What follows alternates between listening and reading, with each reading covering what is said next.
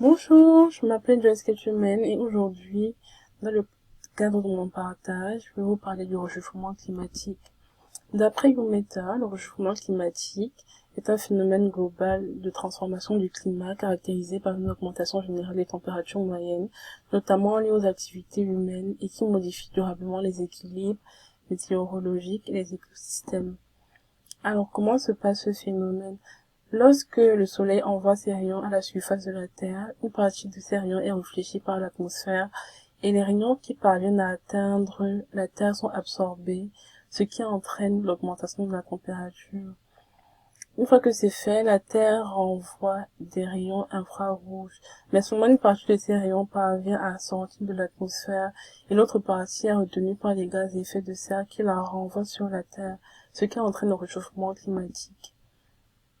Le réchauffement du système climatique s'observe au travers de l'accroissement des températures moyennes mondiales de l'atmosphère et de l'océan, de la fonte de la neige, de la glace et de l'élévation du niveau moyen de la mer. Le cinquième rapport d'évaluation du GIEC, publié en septembre 2013, indique que la température moyenne de la Terre a augmenté de 0,85 degrés depuis l'époque pré-industrielle et que le processus s'accélère depuis les années 1980, avec une température moyenne estimée à 1,15 degrés Celsius supérieure à celle de l'ère pré-industrielle. L'année 2022 se classerait entre la cinquième et la sixième place des années les plus chaudes, d'après un rapport de l'ONU. Alors, le réchauffement climatique est causé par la déforestation. Le fait qu'il y ait de moins en moins d'arbres empêche l'absorption du CO2, la production d'énergie électrique, l'augmentation de l'élevage qui entraîne l'augmentation du méthane, qui est un gaz à effet de serre, les transports avec l'utilisation des combustibles fossiles, la production alimentaire par l'utilisation des engrais et des fumiers. Les secteurs qui sont les plus responsables sont le secteur de l'électricité et du chauffage qui est en première place, suivi par l'agriculture et l'utilisation des forêts contre la déforestation et le, le secteur industriel et puis le secteur des transports par l'utilisation des combustibles fossiles.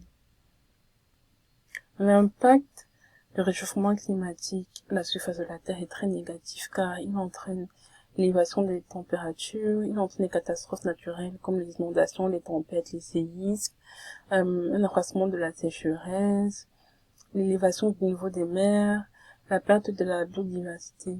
Il y a plein d'espèces qui se retrouvent de nos jours en voie de disparition.